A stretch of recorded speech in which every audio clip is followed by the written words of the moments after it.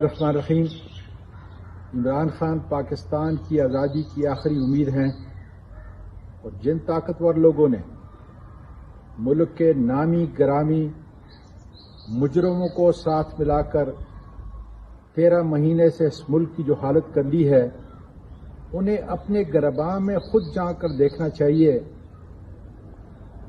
کہ کس طرح اپنے عہدے کے ساتھ اپنے اس ملک کی خدمت آپ کر رہے ہیں۔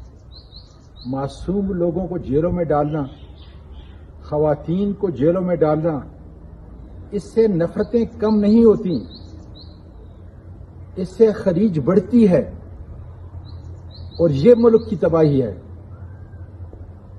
میں پاکستان تحریک انصاف کے تمام قائدین کو جو اس وقت جیلوں کی سلاخوں کے پیچھے ہیں، تمام ان کارکنوں کو عقیدت کا سلام پیش کرتا ہوں کہ آپ کی قربانی رنگ لائے گی اور عمران خان کی قیادت میں انشاءاللہ یہ ملک آزاد ہوگا۔